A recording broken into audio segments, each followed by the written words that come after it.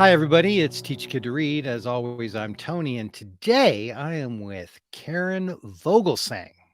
She works with ARISE2Read. She is the executive director. ARISE2Read is located in Shelby County, outside of Memphis, Tennessee. And ARISE2Read is an integrated literacy program that we're going to hear about a little bit today. Karen is a mother and a grandmother, and she loves to talk about her grandkids and their adventures in the pool and on pirate ships and lots of good stuff. Um, Karen really is a literacy and education superstar. She has been the Tennessee Teacher of the Year. I think you were Shelby County Teacher of the Year as well, weren't you, one year? Yeah, the way that kind of starts out, the state is divided into 9 core regions. So you kind of start out for your district, and then you're selected for the core region. Then from the core region, they divide you into West Tennessee, Middle Tennessee, and East Tennessee Teacher of the Year. And then from there, it's Tennessee Teacher of the Year. So I am the 2015 Tennessee Teacher of the Year. Well, I mean, how can you add to that? And now you're the executive director of ARISE2Read, which we're going to get into. Before we jump into sort of the professional side, Karen, I'd love to hear about your first memory of when books when books and reading really saved your life. When that was like something like, wow, this is my life is different now than it was before. You know, Tony, nobody has ever asked me that question before. That is such a great question. Um, a little bit of background about reading for me. I'm the oldest of 3 girls. My parents were Hmm. immigrants from England. So by the Hmm. time I got into middle school, I'd really surpassed their education that they had in England. Hmm. But as you were asking me that question, the thing that I remember, my 2 younger sisters are closer than age than I am with my next youngest sister. So I had my own room.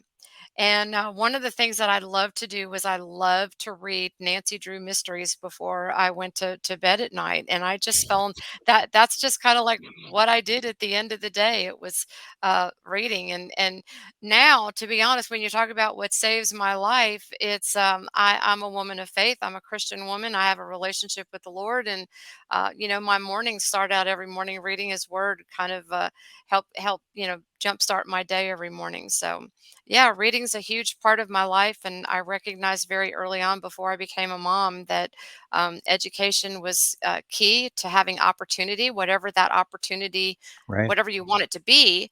But first and foremost, that starts with being not just a good reader, but a critically thinking reader. Great. I love that. And I appreciate the fact you start out with pointing out, I mean, so often when we talk about reading, it's very functional. Like Yeah, everyone needs to learn to read so they can get a driver's license and they can fill out a job application and they can get a bank account and navigate, which are all true. And the idea of living in this world unable to read, 1 in 4 American adults cannot read well enough to get a job, right. according to the Department of Education. All those things are very true. We also forget about how reading also nurtures our whole self as human beings. And you talked about your Yeah, faith and how reading in the morning is just central to building you to be the person that you yeah, are. And that 1 in 4 American adults, they don't have the opportunity to nurture their whole self in that way, yeah. to read things that feed the mind, feed the soul, feed the spirit, and help us become more whole. So anyway, I love that answer. And who doesn't love a Love little that Nancy question. Drew? Good. Well, I do a little bit of work in sort of it's not like coaching, it's more like spiritual direction or helping people sort of get connected with their inner story. And so often it's just about asking a question in a different way. And it Yeah. triggers those sort of unused parts of the brain, which is always fun. But Karen, tell me about ARISE2Read. Tell me what ARISE2Read does. And you're the executive director, so there's nobody better to tell me than you. Well, Arise to Read just finished its 10th year supporting primarily second grade students in partner schools throughout Shelby County. The history of Arise to Read, going back 10 years, started out with the founder, who is Donna Gaines, and she is a pastor's wife, and she's originally from Memphis, and she and her husband were pastoring churches in Texas and Alabama, and they came back home sometime around 2012, 2013, and Donna just saw the level of poverty that existed in our city, and she was just praying Mm, over the city one day, and she just said, Lord, what do you want me to do? And she just really felt like the Lord said to her, these are your children, this is your city, what are mm, you going to do about it? And so basically what happened was, at that particular point in time, here in Shelby County, there were two school systems at the time. There was a city system and a county system. And the two systems were going through the largest merger in education history. And I was a teacher for the district, the city district at that time. So it was chaos is a mild word to describe what was going on. But Donna called the district to find out what she could do to help. And somebody actually answered the phone and found out that a couple weeks prior, when there had been a board meeting, the board had instructed the then superintendent need to find a way to get the faith-based community more involved. And so the short version of the story is what happened was that Donna collaborated with teacher leaders and curriculum leaders in what was then Memphis City Schools to come up with a program that would target second grade students before that were behind in their reading skills, and but that would be very easy for any volunteer to be able to deliver for that second grade student. So essentially what we do is we recruit and train volunteers from throughout the city. We're a Christian organization. We don't expect anybody to believe what we believe. We welcome anybody who has a heart for helping children become great readers and can pass a background check. Those volunteers are going to work with two children, one each for 30 minutes during the hour that they commit to serving at that school. The program takes place during the school day, which is wonderful because then we can reach as many children as we have volunteers, instead of it being after school programming, which is usually pretty erratic. But the volunteers go in and they work with the children on a very structured, simple protocol. And the great thing is that not only can the volunteers see how the children are progressing, but the children can see how they're progressing. So there's this incredible academic opportunity, academic growth that happens for the children. But beyond that, Memphis is usually number one or number two in childhood poverty in the country. So we're okay. serving primarily children in under-resourced communities. And maybe it's one of those one out of four that you were talking about, parent that can't read. So they're not even having an opportunity to read to their child, right? Or have books, Okay. have access to books at home. So the other thing that happens is because our program is following the criteria of high dosage tutoring, and that volunteer is a consistent presence week after week, same day, same hour, every week for the majority of the school year, the children feel valued. Their self confidence improves, their motivation improves. For many of our children, they have sometimes been labeled as behavior problems, but because of the attention that they get from the volunteers, they go back in the classroom and they feel more equipped to be part of what's taking place in the classroom, and they get excited about learning. So it's an incredible thing to see happen, and we see incredible growth for our students, not just academically, but also their social emotional well-being. So that's kind of the 50,000-foot view of Arise to Read. Uh, you couldn't have done better. I mean, that was a rocket ship. That was a rocket ship of information, and, I feel like I know your organization. Here's some of what I heard you say. A lady, a pastor's wife realized that there might be a need, in her neighborhood. Her neighbor, so a way to love her neighbors, maybe her Hmm. forgotten, under-resourced neighbors. And we like to say there's nothing less threatening than an 8-year-old child, That's and like, right. so how can I be a good neighbor to my 8-year-old neighbors? And she discovered, or was told by the school district, that our big thing is a bunch of our kids aren't learning to read, and they come from tough backgrounds, or Yeah. under-resourced backgrounds, I apologize. And, started Arise to Read. And though it's a faith-based organization, like, you guys kind of take faith out of the equation. It's like you can come from any background you want to. All you need to Yep. do is, like, want to be able to read to children, be able to read, pass a background check, and be willing to free up an hour a week. And through doing that, you get to become the new best friend to a second grader, to two second graders. And each of those Yep, second 2 graders second graders.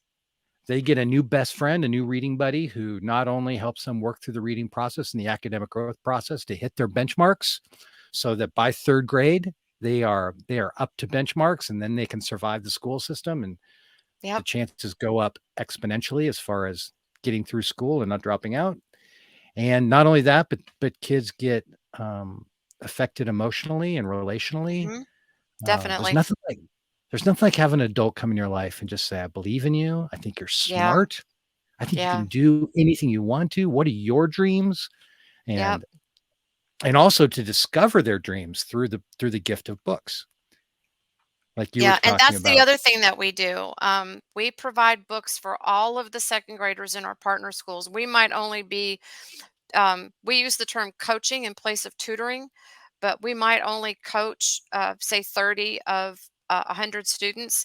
But we provide books at Thanksgiving, Christmas, during Black History Month, and at the end of the school year, we provide every second grader in our partner school with a reading pack. And that reading pack's got 6 or 7 brand new books in there, parent resource guide. It's got some swag for the kiddos, like a reading bracelet and some sunglasses that say "My future's so bright." Just because if we know that if children have access to books and they open those books, they can maintain their reading gains. And how do you fall in love with reading if you don't have access to books? And we know the stats: 61% of low income families have no books in the home. I mean, so many of our families are worried about keeping the power on, or how they're going to pay the utility bill, or That's how right. they're going to pay the mortgage, where they're going to get food from that weekend. That books, are an absolute luxury. So that's something that's critically important to us at Arise to Read, that we get books that our children can see themselves. We want them to have access to fiction and nonfiction, chapter books, single read books, books that integrate science and social studies topics, because we want them to fall in love with reading. And we hear stories where the children have shared them with their younger siblings, and read the books to their younger siblings to get their siblings excited about reading. So that's really exciting when we hear stories like that. This is just so everybody knows, this is the first time I've ever met Karen. Like, I've known who she is for a couple of years. This is the first time I've ever met her. And like, this is the best conversation ever. Like, you Oh you are my so on goodness. it. Did did you say that like even if only a third of second graders are in your coaching program, that every second grader gets the packet of books? That they all get all of the second graders will get books at Thanksgiving, Christmas, Black History Month, and the reading bag at the end of the year. So they'll go home with, on average, somewhere between 10 to 12 brand new books, all the second graders. That's amazing. It's a lot I of love that. books. Yeah, and you're blessing families, and then if multiple kids go through your program, you're just filling that house with With books. books, yeah. So what and that's thrilling, and I don't even sometime you and I'll talk about how you're funding all of this because I'm super interested in that. Actually, do you wanna talk about that at all? Yeah, that's fine. Absolutely. Because A big that's a part lot of of our work. books. It is a lot of books, and there are foundations out there that love what we're doing and love the idea that we're providing access. I mean, if you think about it, having access to books is an equity issue, isn't it? It is, We've got families that live in under-resourced communities that may not have transportation, and they can't drive. There is not a library to walk to, so we right? want to make sure that children have those books. So a lot of foundations, I may write a grant specifically for helping us purchase books. In this past year, we purchased books for 3,200 children. So that's roughly 32,000 books. It's a lot of money. So there are foundations that we write grants to. We have individual donors that love the work that we're doing. The other thing that we do, though, is we also partner with churches, faith-based organizations, and businesses. And what we encourage them to do is essentially adopt a school and cover our costs, because we don't ask the school for a staple. Right. All we ask them for is, what 2 days a week can our volunteers come? What time do you want them to come? And where can we do this? What space can you give us? That's all we ask them for. And then from there, Love it. we are providing all of the supplies, everything that's needed to implement the program. Um, if we have an adopter for a school, we will include in that adoption fee is essentially what we call it, but we'll include in that adoption fee a part of the expense will be to fund teacher appreciation lunches for the teachers during their in-service week. We'll provide them with a box lunch, and then in May during Teacher Appreciation Week, we do a catered meal. And if you think about the fact that we will go from 36 to 42 schools this school year because principals talk. We've never knocked on a principal's door and said, "Hey, would you like to have a rise to read?"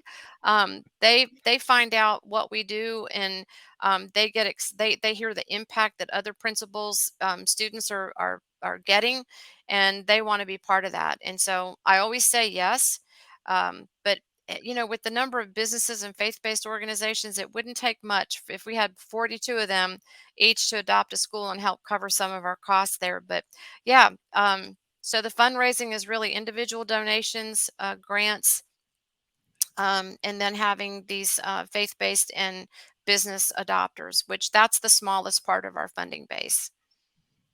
Wow. Okay. So you said so much in there. One thing that you said that I don't hear a lot of people say is we talk a lot about food deserts in the sort of social care world. There's these food deserts. People don't have access to healthy grocery stores with fresh fruits and vegetables that are affordable. Right, But right, we don't talk a lot about book deserts. And the odds are if my family has no age appropriate books, most of our immediate neighbors and immediate friends, their families also don't have books, age appropriate books. So everywhere I go as a child, I am not getting the chance to experience the equity issue you talked about, which is right. merely just the access. The access, Yeah, the books are a beautiful thing, that they're a gift, even if I can't read. Children, all children, before they learn to read, if they have access to books, love books. turning the They sit pages. and they Yep, flip through the pages and they make up their own stories and they yep. pretend They like they look at know the the words. pictures.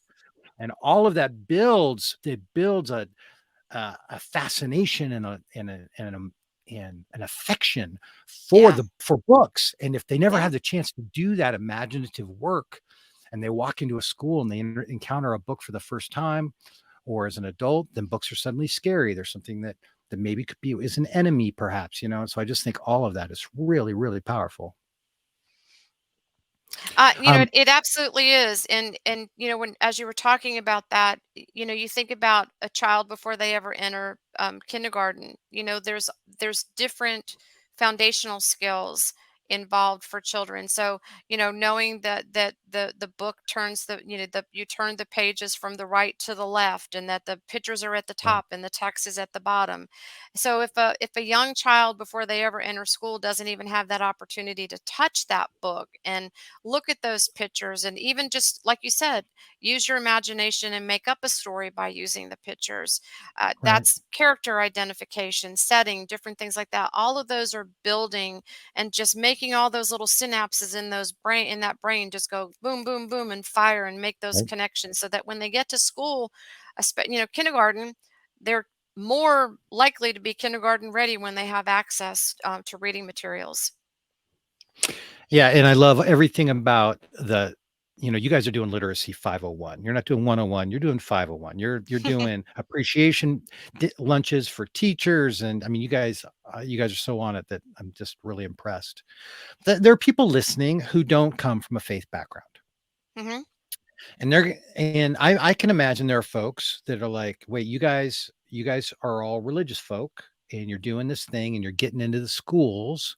So, like, what's your religious agenda? Like, what are you trying to do? Are can you just address that a little bit? Like, are you trying to Yeah. convert kids, or No, no, can you talk to no, that, no. please? Yeah, there is the separation of church and state, right? And when we're inside the school building, our volunteers there are there to help children learn to read. And we cover this in our training. We let them know up front who we are. We don't have a long list of these are all the things we believe, and but we just tell them, hey, we're a Christian organization. We don't expect you to believe what we believe. However, whether you are a believer in Jesus, in Buddha, in Muhammad, whoever, if you're atheist, agnostic, you can't talk about your religious or lack thereof background while you're in the school building. You There you go. can't. That's not, it's not allowed. And if we ever found out somebody was doing it, we would have a conversation with them. They are there to help be um, to help this young child, that these two young children that they're working with, learn to read. Now we've got some people that are, they want to find a way to do that, or they're a strong believer, and I'll say to them, I'll tell them this: you're being the hands and feet of Jesus without telling them you're being the hands and feet of Jesus. And that's what I'll tell them. Um, so now, ARISE to Read is actually an acronym. And it stands for a renewal in student education and evangelism. So we've got the two E's. So one of the ways that we address the evangelism part is we have after school Bible clubs, and after school Bible clubs are permitted with principal approval and parent permission. So this past year, we had 9 Bible clubs. That was up 7 from the previous year. So we have after school Bible clubs for families that want their children from 2nd to 5th grade, that want to help their kids learn more about the Bible. We supported about 200 children last year, and we have a fun and engaging program for an hour once a week, for those children whose parents have given them permission. But during the school day, we're there to help children become strong critical readers, because the other thing that we share during the training is the fact that, this isn't just impacting a child's life, it can spill over into the family's life. And if we don't help children learn to read, we're impacting our communities, because then we don't have an educated workforce. If we don't have an educated workforce, who's going to want to come to our community and set up shop? They're not going to want to. And we're seeing, I think, effects from the pandemic. Children that were not used to and didn't have access to technology at home all of a sudden had access to technology at home, and were expected to be, in a lot of respects, self-directed learners at home. Um, and they just got further and further behind. And the stats. If we've got 2 out of 3 kids in 4th grade not reading on grade level by the time they leave 4th grade, they're likely going to be incarcerated, or they're going to need government assistance, or they're going to be out there on the streets making some really bad choices. So reading affects all of us. Somebody's ability to Right. read affects all of us. Okay, so much in there. There is a ticking clock, Mhm. and when you say 4th grade, it's not just, 4th grade as a benchmark, and then 5th grade, they have a chance to catch up or whatever. 4th grade is sort of Mm, the end of the road. Like, if you're not reading by 4th grade, there is no reading taught in 5th grade. So this really is that's why you guys focus on 2nd graders. We have to, like, ramp them up and get them to the yep. point where they've got enough momentum that they can make it to 4th grade. So I go, "Beautiful. Applaud, applaud, applaud. Arise to read. Way to go." By the way, everybody, we're with Karen Vogelsang of Arise to Read. Arise, the number 2, read.org. Arise to read.org. So in all of that, as you're working through all those things, COVID hits. You guys have been around 10 years, but COVID hits in your 7th year or whatever it was. Yeah. Can you just speak a little bit? You just did to the technology question, but what effect in Shelby Hmm. County and nationally, but just you can speak for your county if you want to. How much farther did COVID kick these kids farther behind? Mm. Just kick them back where, Yeah. um, can you talk to that? Yeah, absolutely. Um, so our schools were closed for 2 years, from March of 2020. They did not reopen until 2021. So we had 21, 22, Mhm, 22, 23, the last 2 school years. mhm, When we pre-tested the students in 2021, these were 2nd graders that essentially that did not get the last quarter of instruction of kindergarten, and then missed the entire year of 1st grade. And then, they were expected to be 1st graders online, and then all of a sudden they're sitting in a 2nd grade classroom. And normally, when you look at our statistics from the years before COVID, typically the students that we serve are easily 1 year behind. Some of them are sometimes 1.5 years behind. Some of right. them can even end up being a solid. They're pre-testing at a kindergarten level and be 2 years behind.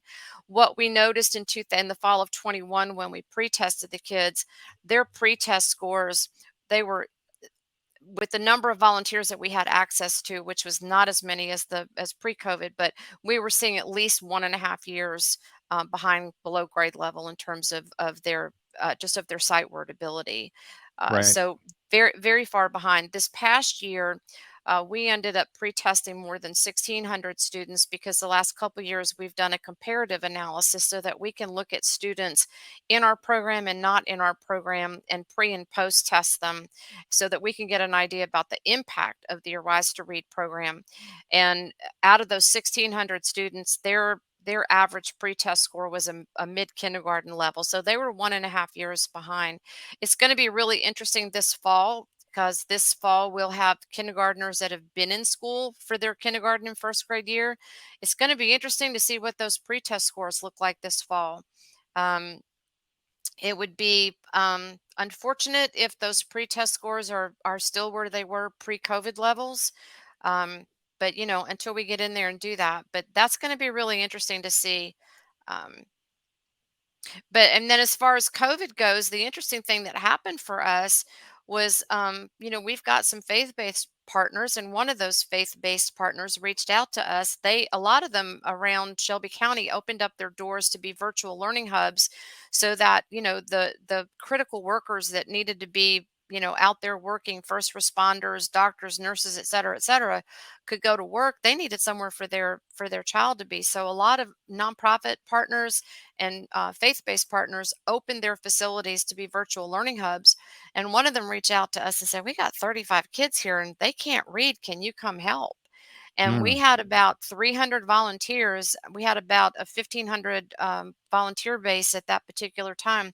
300 of them were willing, smack dab in the middle of the beginning of COVID, willing to go into these virtual learning hubs and, mask up and baby wipes and hand sanitizer and plastic shields and the whole 9 yards to go in and help kiddos learn to read. And we ended Oh, up wow. working with about 300 children that year of from all grade levels because obviously those virtual learning hubs, they had kiddos from kindergarten to high school. So we just went in there and pre-tested them, and if they were below grade level, we just met them where they were and tried to help advance their foundational reading skills. That's incredible testimony to what we're up against. And we could Hmm. go back any year over the last 20 years, and the numbers would be overwhelming of the number of Yeah, kids who were struggling to read, and how much that puts them behind. But we're not even aware yet of the full impact of COVID on a whole yeah, generation of kids. yeah, And the need right now is maybe greater than it's ever been, at least in modern times, because we're still dealing with a wave that hasn't crashed yeah. over us Absolutely, around this stuff. absolutely. In light of that, in light of the need being so great, I mean, you're down there in Tennessee. I'm up here in Oregon. I'm in just liberal loving, hippie central of the country, and I just love it to death up here. But there's a lot of people who are just like, boy, I'm not sure we can trust. I imagine there's a lot of education leaders, principals, teachers. They're like, I'm not sure I can trust religious people to come into my classroom. Where maybe We don't have any Tennessee of that. might have a little bit more of an do you have anything to say to teachers who'd go, man, I mean, I hear you. I bet you'd be Yeah, helpful, but I'm not yeah. sure the risk is worth it. Can you address that just a little bit? Yeah, it's we have sites that are using the Arise to Read program in other parts of the United States. So yeah, a lot of them are in the southeast part of the US. We've got other schools and districts that are using the Arise to Read program, and it all the training and everything originates out of this office right here. One of the things that we require is that we don't allow a volunteer to be alone with a student. So when we reach out and work with the school, we're typically going to ask them if they have an empty classroom or a space. And it's not volunteers just trickling in whenever they feel like it. If ABC Elementary says, "I want a Rise to Read to take place on Mondays and Wednesdays from 9 to 10 a.m., we're going to find what we call a volunteer head coach. And that volunteer person is going to oversee the programming so that we're not putting There is nobody in a school building anywhere across this country that's got extra time. Having been a teacher, I can tell you there's just no extra time when you're in the Teacher of the classroom, when you're year. in that school building. There's no such thing as extra time, okay? Right. So we want to go in and be as invisible as possible. So that head coach is there overseeing the program. Then from there, whatever volunteers come in on Monday, right? The volunteers, the children, and the head coach are all there in the same space together. So there's no isolation. And we are not there to indoctrinate a child into the Christian religion. We are there to help children learn to read. And, who would want to turn away an organization that's going to provide books for all of the second graders? And who's going to turn away an organization that Right. is able to, recruit financial support from businesses, foundations, other nonprofits, whoever it may be.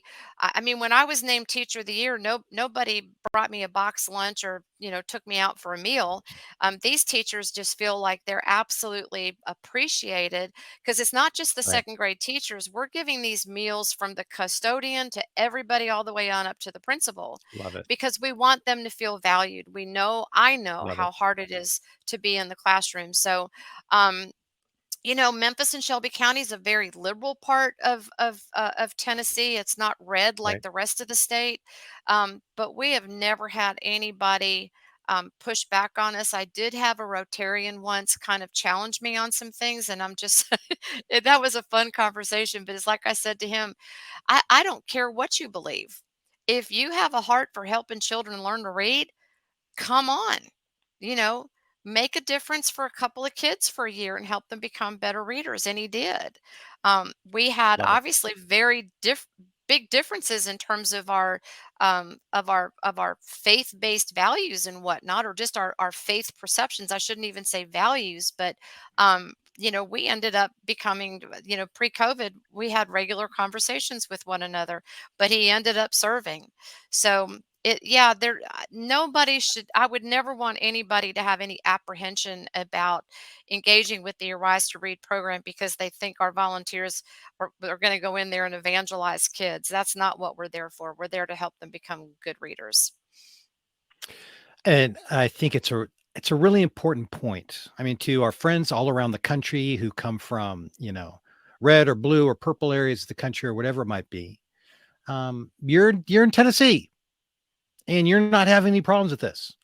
Mm-mm. Everybody who comes, all the church loving folk that come and volunteer for you, you tell them you leave your religion at the door when you walk in and you're there to read with kids. And everybody Yeah, says, absolutely, I'm on board. And yeah, nobody's second guessing it. And so no. if down there and down there in the middle of the Bible Belt, In the Bible if Belt. people if people are playing by the rules and going, we know that school's for school and church is for church, and the two things should not overlap, and they're willing to go along with it, we shouldn't worry about it around the rest of the country, where No. all the church going folks up here in Portland, they know how to swallow their faith and not talk about it if they need to, because you never know what room they're walking into. So up here, it's not going to be a problem at all. So Yeah, I love that testimony. I want to touch on one more thing, which you kind of got to there at sure. the end.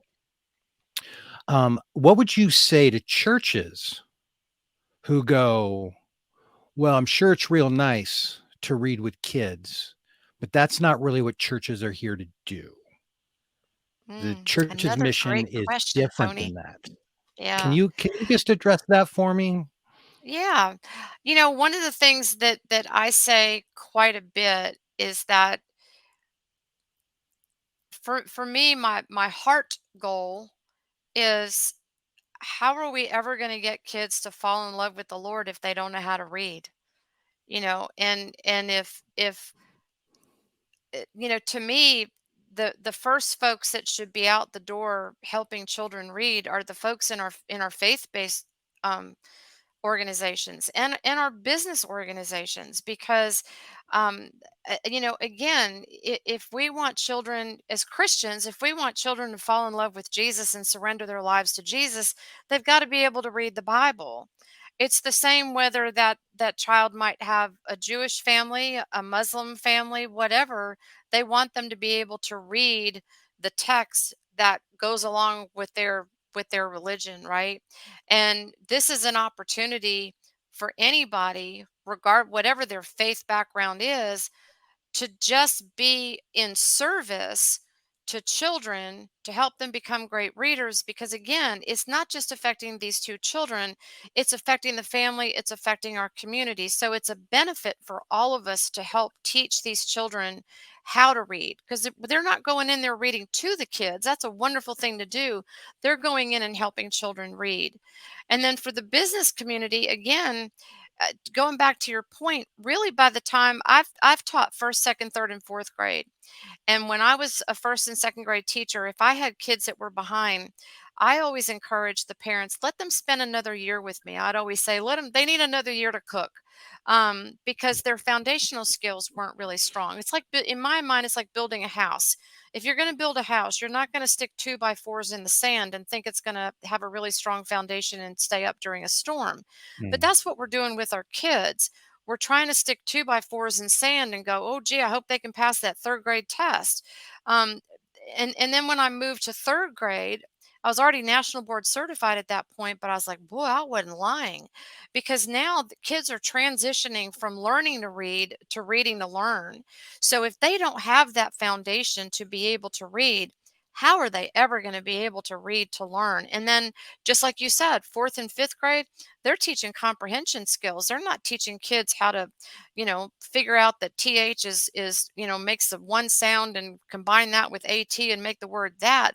They're like, let's do an analysis and compare and contrast these two characters. That's what's going on in fourth and fifth grade classrooms, not figuring out how to decode a word.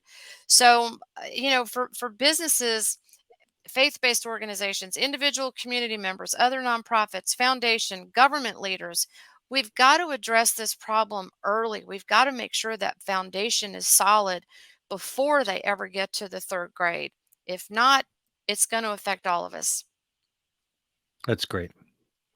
And you know, I'm a I'm a bit of an academic, and I can there tell was a from all the books time behind you. they're all children's books. I know, I can Um, see that. uh, for millennia, churches were they were established next to a school, or Mhm. religious people were who started most of the great universities of the world. Yep, And parish churches had a parish school, yep, and there was this idea that we were responsible for everyone in our neighborhood, the yeah, flourishing of every person in our neighborhood, not just the people who go to our church. Our parish is our responsibility, and if someone lives inside our parish, they are our responsibility to yeah, help them, to bring them human flourishing, to make sure everyone is fed, everyone has a bed, everyone has a hope and a future and a job, yeah, and that this was part of the responsibility of the historical church. It's not that the church should get into the literacy business. The question is, why did people of faith get out of the literacy mm, business? great Because we question. because people of faith have always been in it. Yeah, And I wouldn't be the first one to point out that in history, one of the names for Christian people, followers of Jesus specifically, were people of the word. mm, And so as you can see, I spend a lot of time on this question, talking with religious folk about it and processing it. Karen, I have taken up so much of your time, and oh, no, I've you are enjoyed it. It's gone by so delightful. quickly. Oh, you're I so sweet. know, and you're You so ask good at great this. questions, which I Well, love. I good, love questions. good. So we might have to do this again sometime, but Would right love now, before to. I let you go, is there anything you haven't said, like things you're just like, man, this is like one of my favorite things to talk about when it comes to kids and literacy? Or is there anything that you would want to say that you haven't had a chance to say? I guess as you're asking me that question, the thing that's coming through my mind is, don't be afraid. Don't be afraid to Mm, step into that space and think that you can't help a child learn to read, because you can. Um, uh, it's not difficult. You don't have to be an educator. And then the other thing I would say is, don't be afraid to step into an under-resourced community. mhm, Don't One of the things that I always share, um, when we're doing a training is, if a child comes in and they're falling asleep on the desk or something like that, don't start making assumptions about, well, that child's got a bad parent or something like that. Mhm. I started my teaching career in a suburban school, and then I followed my assistant principal when she became principal in an urban school. And I thought I was a second career teacher. I thought I knew what I was walking into. I had my urban education class. I read the paper. I listened to the news. I thought I knew all about poverty, and then I get into this school, and I'm going home crying every night for like the first 2 months because, like, what have I done? I am totally out of my league. And thankfully, I had a teacher across the hall that was just became a great mentor for me. And I fell in love with urban education, and I fell in love with my students. So I would just say, walk in there with high expectations. These are our children. They're not those children. They're our Mm. children. And it's our responsibility to step in the gap, faith based or no faith based person. But it's our opportunity, it's our obligation to step in the gap and help these children become great readers. Because I told my kiddos all the time, whether I taught first, second, third, or fourth grade, you can do and be anything that you want to be, but first and foremost, you've got to be a really good, strong reader and think about what it is that you're reading. So step into that uncomfortable space and help a child. And the thing that I always hear from our volunteers, they'll say, Karen, I thought I was going in to help two kiddos, but those kiddos made an impact on me. It's a win-win situation. And to me, it doesn't get any better than that. That is where we're going to end this. Everybody, that is Karen Vogelsang. She is with Arise, the number two, read.org, Arise to Read, arise2read.org. Karen, thank you so much for being here. You were a Thank you, wealth Tony. and Oh, a delight. well, I'm thank you. It's been a Tony. pleasure. I'm Tony. This is Teach a Kid to Read. Please go to teachakidtoread.com. And everybody, there's no such thing as a illiterate child. They're just children that haven't had an adult come into their lives, tell them that they're important, and help them learn how to read. So let's do that together. Have a great day. Awesome. Teach a child to read. Give a child a chance. It's as simple as that.